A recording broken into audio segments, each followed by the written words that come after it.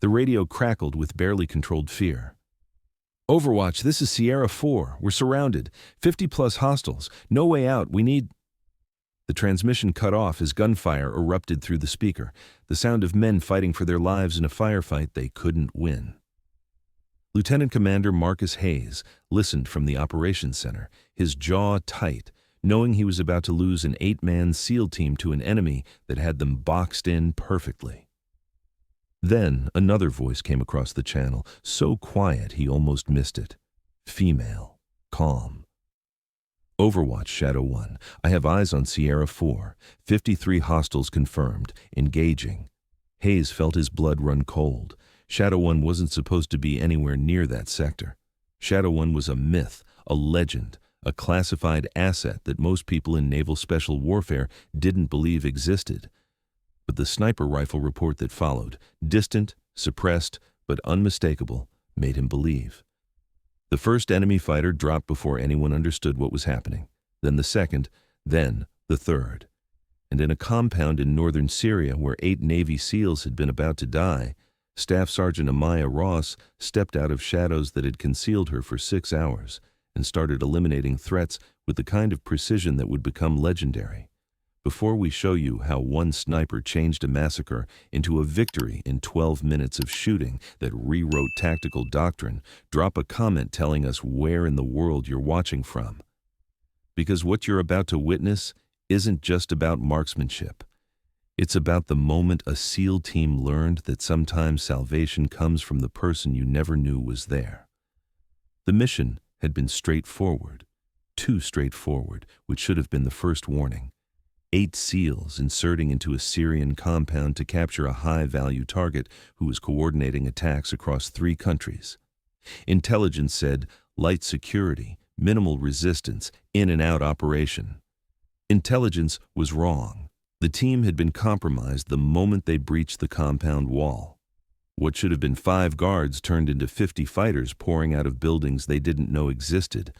The SEALs fought their way into a defensive position in a 2-story structure, but they were trapped, surrounded, taking casualties they couldn't afford.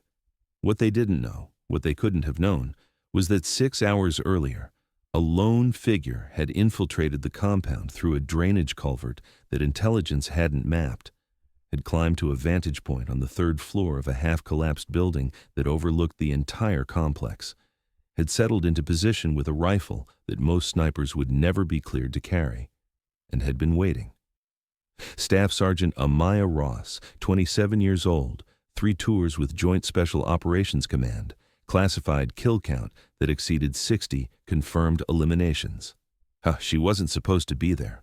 Her mission parameters had been reconnaissance only. Observe the compound, gather intelligence, report back. But Ross had learned years ago that mission parameters changed when lives were at stake, and watching 8 SEALs die because she followed orders wasn't something her conscience would accept. She'd been watching the compound through her scope for 6 hours when the SEALs made their approach, had seen the trap being prepared, the fighters moving into position, the ambush being set. She'd tried to warn them, keyed her radio 3 times in the warning pattern that meant abort mission, but either they hadn't received it or had chosen to proceed anyway. Now they were paying the price. Through her Schmidt and Bender scope, Ross watched the SEALs fighting from their defensive position. She could see muzzle flashes from 8 different weapons, all 8 men still in the fight, but barely. Ammunition would run out soon. Medical supplies would run out sooner. The enemy had them surrounded in a horseshoe formation, pouring fire into the building from 3 directions, preparing for the final assault that would overrun the position. Ross made a decision that would either save 8 lives or end her career. She picked up her radio and transmitted to Overwatch, announcing her presence and her intention to engage. Then she got to work. Her rifle was a heavily modified M110 SASS, chambered in 7.62 millimeters, equipped with a suppressor that reduced but didn't eliminate the acoustic signature. She had 200 rounds of match-grade ammunition, a backup pistol she'd never need at these ranges, and years of training that had taught her how to make every shot count. The first target was easy, an enemy fighter directing the assault from behind a low wall, his position offering perfect cover from the SEAL's angles, but completely exposed to Ross's elevated position. She centered the crosshairs on his torso, compensated for the 300-meter range and slight wind from the east, and pressed the trigger. The rifle coughed. The suppressor reduced the report to something that wouldn't immediately give away her position. 300 meters away, the fighter collapsed like someone had cut his strings, dead before he understood he'd been shot. Ross worked the bolt, chambering the next round with mechanical precision.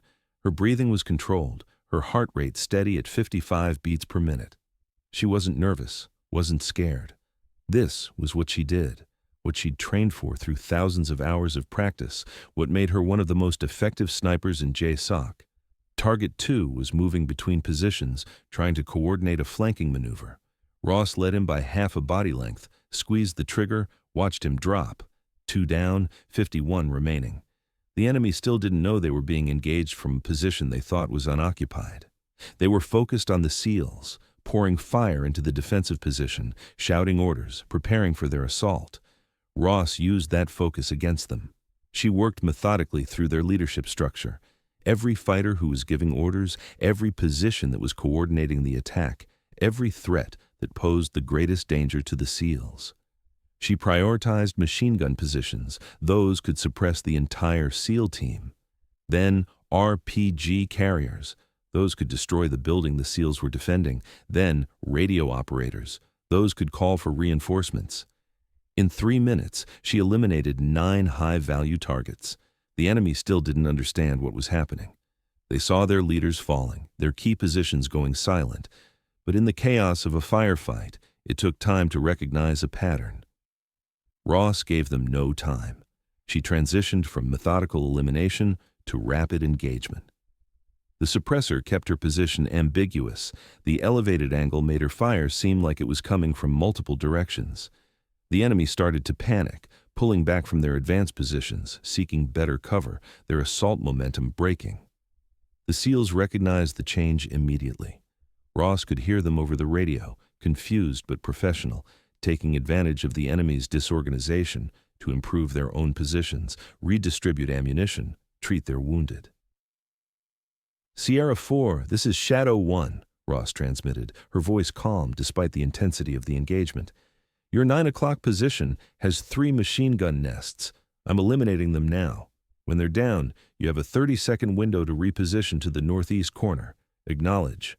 There was a pause. Then a male voice, rough with adrenaline but controlled. Shadow 1, Sierra 4, actual. Copy all. Who the hell are you? Someone who doesn't want to watch you die. Stand by for suppression. Ross shifted her aim to the machine gun positions she'd identified.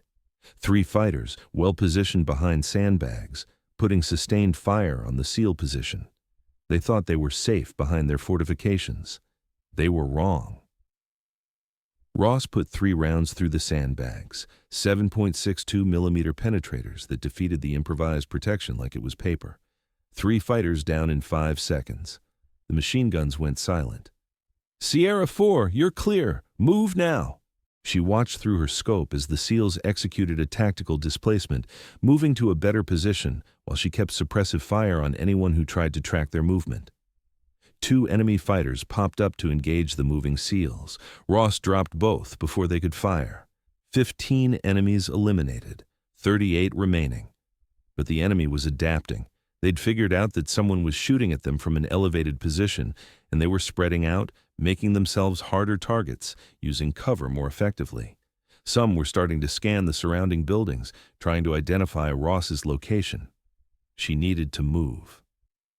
Ross broke down her position in 30 seconds, secured her rifle, collected her brass casings, leave no evidence, moved to a secondary position she'd prepared 3 hours earlier. It was 20 meters away, different angle, different line of sight. By the time enemy fighters started putting rounds into her original position, she was already re-established and engaging from the new location. The enemy's confusion multiplied. They thought they'd identified her position, but fire was still coming. And now it seemed like it was from a different angle entirely. Some fighters started shooting at shadows, wasting ammunition on empty buildings. Others huddled behind cover, afraid to move, afraid to expose themselves to the unseen threat. Ross exploited their fear. She picked off anyone who showed courage, anyone who tried to rally their forces, anyone who attempted to organize a counterattack. Leadership was systematically eliminated, initiative was punished with immediate death, and the enemy force that had been a coordinated assault element began fragmenting into individuals focused on personal survival. Then, things got complicated. A pickup truck with a mounted heavy machine gun came roaring into the compound from the east gate. The .50 caliber gun could tear through the SEAL's defensive position like tissue paper. Ross saw the threat immediately, adjusted her aim, and took the shot that mattered most. The driver's head snapped back as the 7.62 millimeter round found its mark. The technical swerved violently, the dead driver's weight on the steering wheel sending the vehicle careening into a concrete wall at 40 kilometers per hour. The gunner was thrown from the truck bed, landing hard on the ground. He was trying to get up when Ross's second shot put him down permanently. But the crash had drawn attention. Enemy fighters were converging on the wrecked technical, and some of them were finally looking in the right direction, toward Ross's building, toward the elevated position that had been killing them for the past 6 minutes. Ross saw muzzle flashes from multiple positions, all aimed at her general area. Rounds began impacting the walls around her, punching through the degraded concrete, sending dust and fragments into the air. She was taking fire from at least 8 different shooters, and while none of them had her exact position yet, it was only a matter of time. She made herself a smaller target, repositioning behind a support column, and continued engaging. An enemy fighter was setting up an RPG to fire at her building. Ross put a round through his chest before he could aim. Another fighter was directing the incoming fire, pointing toward her position. Ross eliminated him with a headshot that made the others hesitate. Shadow 1, Sierra 4, you're taking fire. What's your status? Sierra 4, I'm fine. Stay in position. I'm about to make things interesting. Ross had prepared for this contingency. 3 hours earlier, during her initial reconnaissance, she'd placed demolition charges in strategic locations around the compound, not enough to level buildings, but enough to create chaos and confusion at a moment of her choosing. She keyed the remote detonator. 3 explosions erupted simultaneously across the compound: a fuel depot on the western wall, a vehicle storage area near the main gate, and an ammunition cache in the southern building. The combined effect was spectacular. Massive fireballs that lit up the pre-dawn darkness, secondary explosions as stored munitions cooked off, debris raining down across the entire complex. The enemy fighters panicked. Some thought they were under aerial bombardment. Others thought the SEALs had reinforcements. All of them stopped shooting at Ross's position and sought cover from what they thought was a massive assault. Ross used those 10 seconds of chaos to eliminate 6 more targets.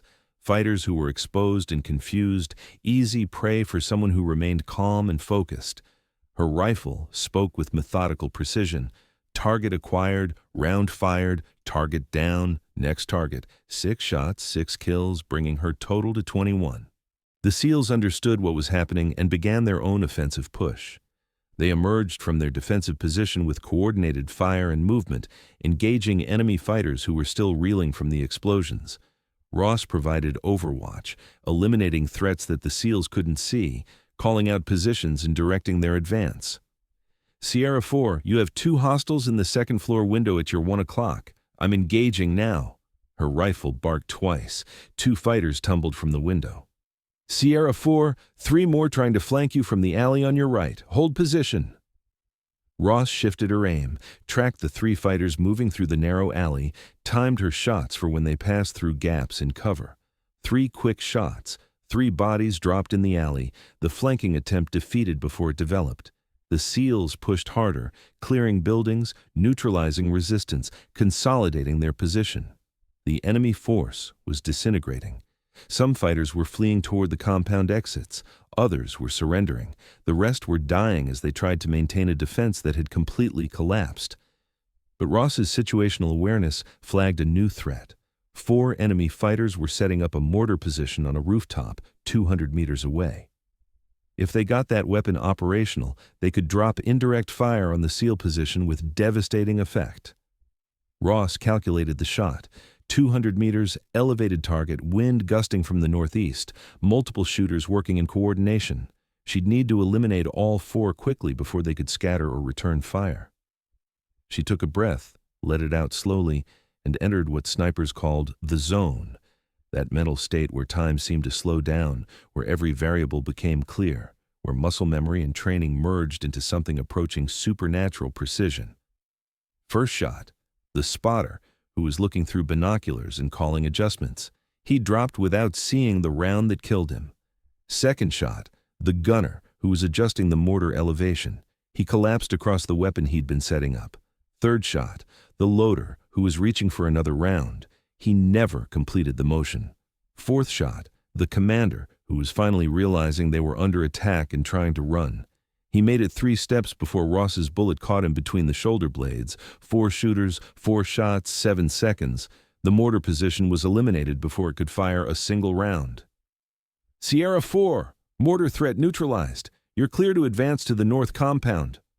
Shadow 1, how many fucking guns do you have up there? That's at least 30 kills. 1 gun, Sierra 4, just making it count. The SEALs understood what was happening and began to exploit it. They shifted from defensive to aggressive, launching their own counterattacks against disorganized enemy positions, reclaiming ground, establishing fire superiority. Ross coordinated with them over the radio, calling out targets, identifying threats they couldn't see, directing their movements with the kind of tactical awareness that only came from elevated observation and years of experience. Sierra 4, you have 4 hostiles trying to flank your west position. 2 behind the blue truck, 2 in the doorway at your 10 o'clock. I'm engaging the truck position now. Her rifle spoke twice. 2 bodies dropped behind the truck. The SEALs engaged the doorway position with grenades and automatic fire, eliminating that threat. 28 enemies down, 25 remaining. But ammunition was becoming a concern. Ross had fired 85 rounds, had 115 remaining. She needed to be more selective, more conservative. Every shot had to count because the SEALs needed her fire support to maintain their momentum. She shifted tactics, focusing on targets that posed imminent danger to the SEALs rather than targets of opportunity. An RPG gunner lining up a shot on the SEAL position, eliminated before he could fire. A group of fighters preparing to storm the building, 3 quick shots that killed the leaders and broke the assault. A sniper on a distant rooftop targeting the SEALs, 1 round at 400 meters that ended that threat permanently. The enemy sniper had been good, concealed position, good angle, patient. But Ross was better. She'd spotted him from his muzzle signature when he'd fired at one of the SEALs, had calculated his position from the angle of his shot, had waited for him to settle back into his scope for his next shot. When he did, when his silhouette appeared in the scope for just a moment, Ross fired. The round crossed 400 meters in under a second, found the enemy sniper's head, and eliminated someone who might have killed multiple SEALs if Ross hadn't been there. The SEALs were pushing now, clearing buildings, consolidating positions, turning a defensive disaster into an offensive success. But the enemy still had numbers, still had fighters willing to die, and the battle was far from over. Then Ross saw him, the high-value target, the man this mission had been about, trying to escape through a back exit with 4 bodyguards. He was abandoning his fighters, leaving them to die while he fled to safety. Ross made a decision. She could keep supporting the SEALs, or she could complete their original mission objective. She chose both. Sierra 4, primary target is exfiling through the north compound exit with 4 security. I'm engaging. You have 12 hostiles remaining in the main compound. Can you handle them? Shadow 1, Sierra 4, we've got it. Take the shot. Ross shifted her aim to the fleeing group. Range, 450 meters. Targets moving at speed, weaving between obstacles. Professional security detail that knew how to protect a principal. This wouldn't be easy. She started with the bodyguards. They were threats, and they were blocking her shot at the primary target. The first one went down cleanly, a center mass shot that dropped him instantly. The others reacted professionally, forming a protective shield around their principal, moving faster, making themselves harder targets. Ross adjusted, leading her targets, timing her shots to when their movement patterns exposed vulnerabilities. Second bodyguard down, caught him during a turn when his body armor didn't cover his side. Third bodyguard down, headshot when he looked back to check their six. The fourth one was exceptional, using cover effectively, staying close to the principal, making a clean shot nearly impossible. So Ross shot him through the vehicle he was hiding behind. The 7.62mm round punched through the car door, through the bodyguard's torso, through his spine, and into the engine block behind him. He collapsed, blood spreading across the dusty ground, leaving the high-value target completely exposed and alone. The man realized his situation and ran. Sprinted for the compound wall with the kind of terror that came from knowing death was stalking him. He was fast, probably had been a fighter himself before becoming a coordinator, and he moved with the kind of evasive patterns that suggested training. Ross tracked him through her scope, compensating for his speed and erratic movement, waiting for the moment when his pattern became predictable. It came when he approached the wall. He had to commit to his path, had to stop weaving, had to focus on the climb. Ross led him by 2 body lengths, exhaled slowly, and squeezed the trigger with the kind of gentle pressure that came from years of training.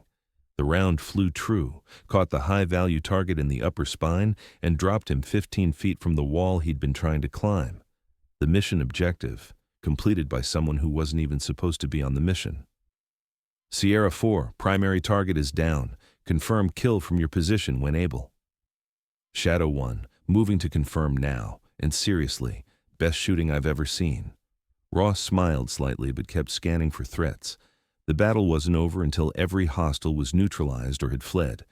She continued to provide Overwatch while the SEALs cleared the remaining fighters, eliminating 3 more enemy combatants who tried to ambush the team during their clearing operations, each one dropping before they could fire at the SEALs who'd never seen them. One fighter had been particularly dangerous, concealed in a destroyed vehicle with a clear angle on the SEAL point man, finger on the trigger of an RPG that would have killed at least 2 Americans.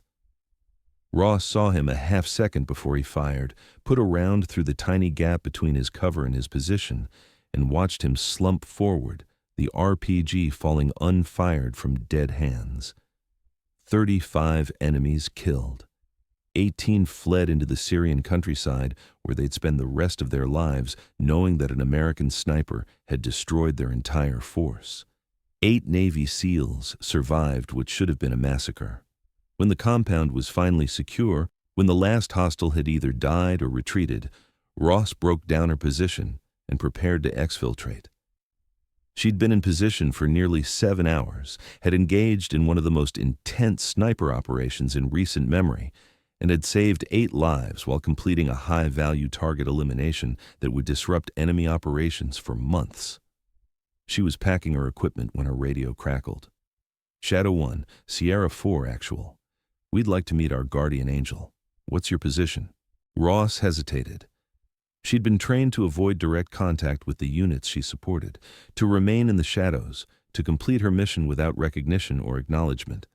But something about the way the SEAL team leader had said it, the genuine gratitude in his voice, made her reconsider. Sierra 4, I'm moving to the compound north wall. 5 minutes. She descended from her hide position, moving through the compound with the kind of tactical awareness that kept her alive through 3 combat deployments. Even with the enemy defeated, training dictated caution. She cleared corners, checked for stragglers, kept her rifle ready even though the probability of contact was minimal. The SEALs were waiting at the north wall when she arrived.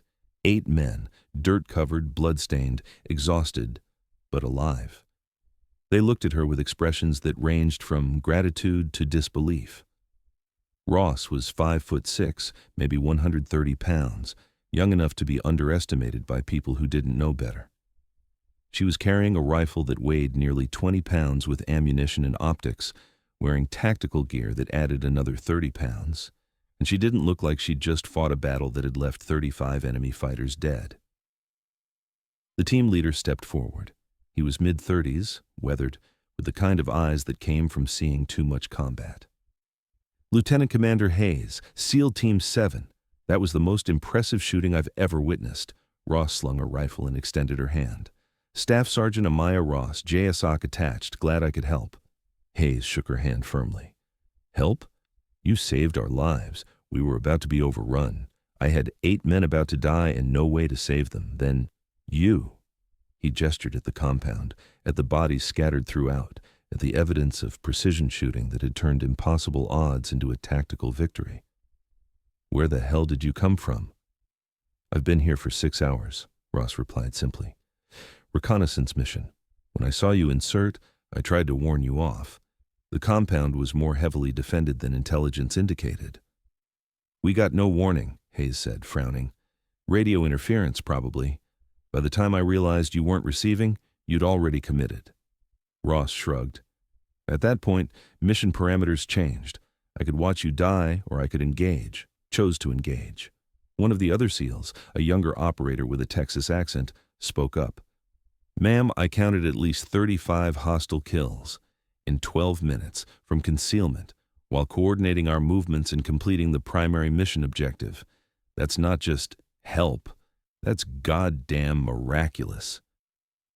Ross didn't respond to that. Didn't know how to respond to praise that seemed excessive, even if it was technically accurate. She'd done what needed doing, used skills that had been refined through years of training, and had achieved results that training made possible. Your team performed well under pressure, she said instead. Maintained discipline, took advantage of opportunities I created. Good tactical awareness despite being outnumbered and outgunned. Hayes smiled slightly. Is that your way of saying we're not completely incompetent? That's my way of saying you're SEALs. I'd expect nothing less. Ross checked her watch. Extraction window opens in 20 minutes. We should consolidate and move to the LZ. Agreed. Hayes turned to his team. Gear up. We're moving in 10. During those 10 minutes, while the SEALs prepared to move, Ross provided security and answered questions about who she was and why she'd been in the compound. She was careful about what she revealed. Her JSOC affiliation was acknowledged. Her mission parameters were classified. Her shooting skills were obviously demonstrated, but not explained in detail. What she didn't tell them, what she couldn't tell them, was that she'd been specifically chosen for this reconnaissance mission because analysts suspected the compound was more dangerous than standard intelligence suggested.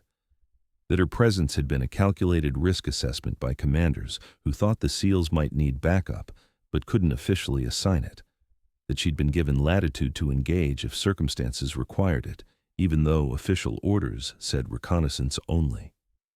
Sometimes military operations existed in gray areas where written orders and practical necessity didn't align. Ross had learned to operate in those gray areas, to make decisions that higher command couldn't officially authorize but wouldn't punish if they succeeded. Today had succeeded.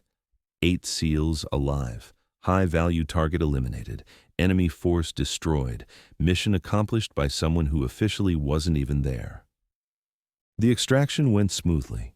Helicopters picked them up from a pre-designated landing zone, flew them back to the forward operating base where debriefs and medical care waited.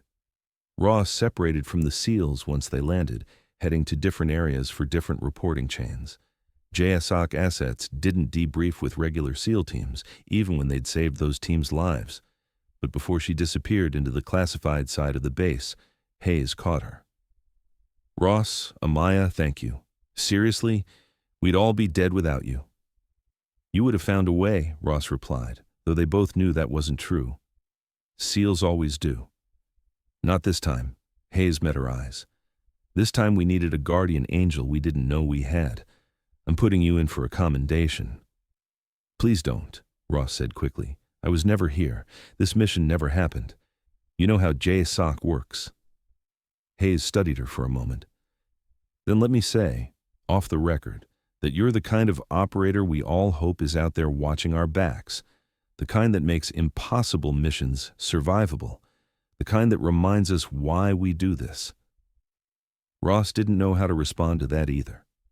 So she just nodded, accepted the sentiment, and walked away into the shadows that were her natural environment.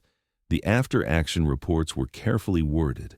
8-man SEAL team engaged superior enemy force in compound operation. Enemy force defeated through superior tactics and marksmanship. High-value target eliminated. 0 friendly casualties. Technical details classified. Contributing personnel classified. But within naval special warfare, the story spread. About the SEAL team that had been surrounded, outnumbered, minutes from being overrun. About the voice that came over the radio, female, calm, promising salvation.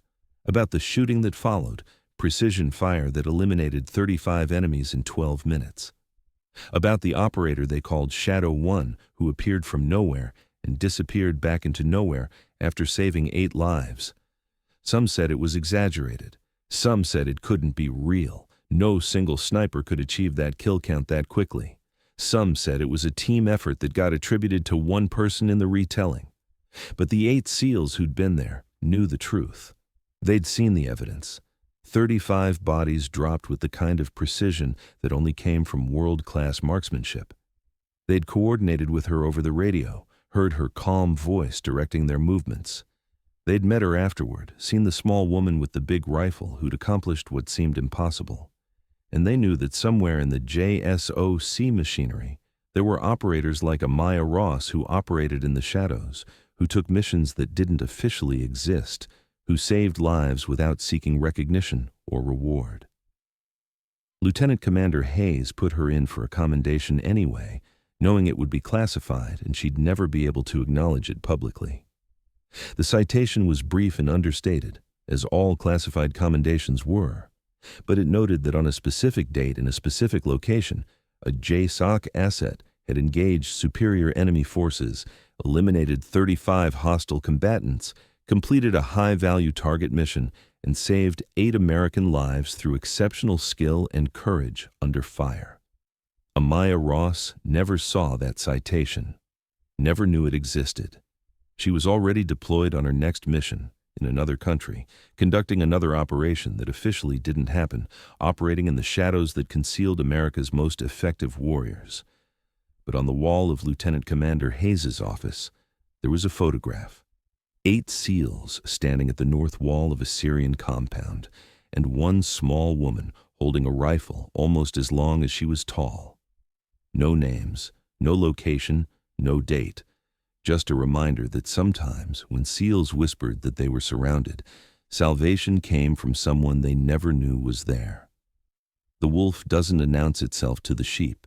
It watches from the shadows, waits for the moment when its capabilities are needed, and strikes with precision that turns impossible odds into inevitable victory.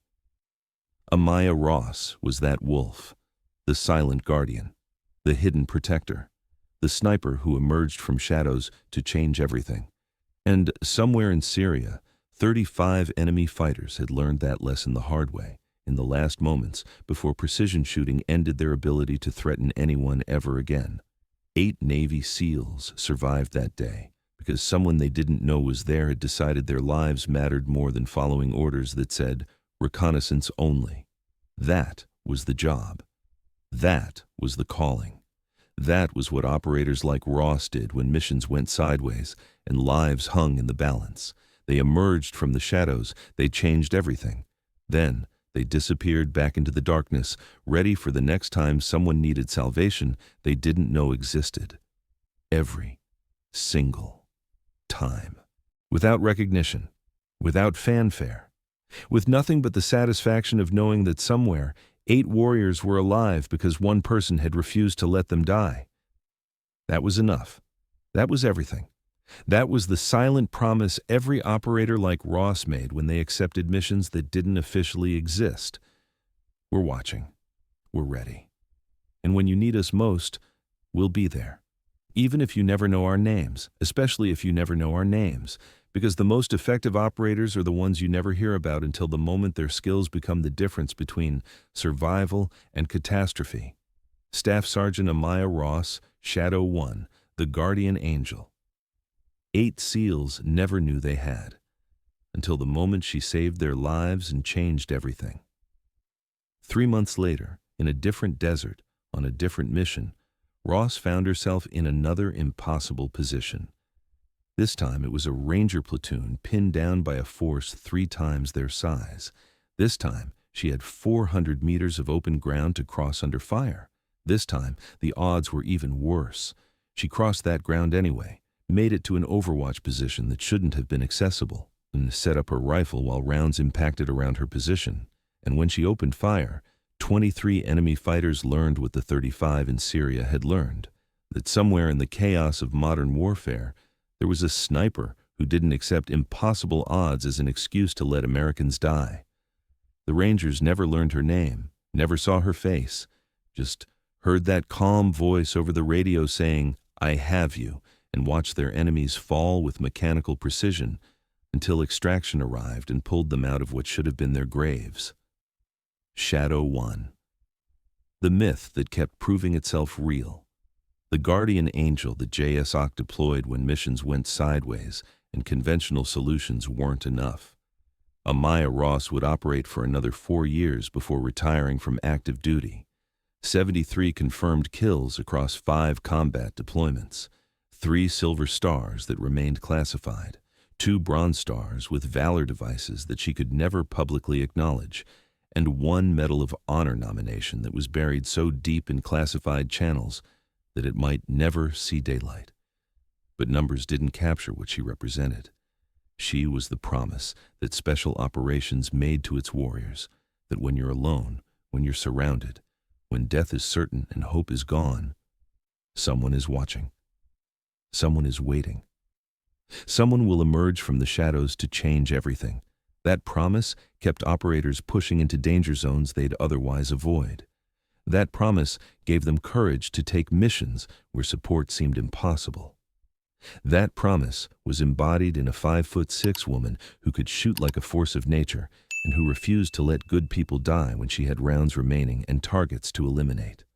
Staff Sergeant Amaya Ross, Shadow 1, the sniper in the shadows who changed everything, still watching, still ready, still refusing to let warriors die alone, always. Thanks for watching. Every woman has a story worth telling. Join us to hear them all.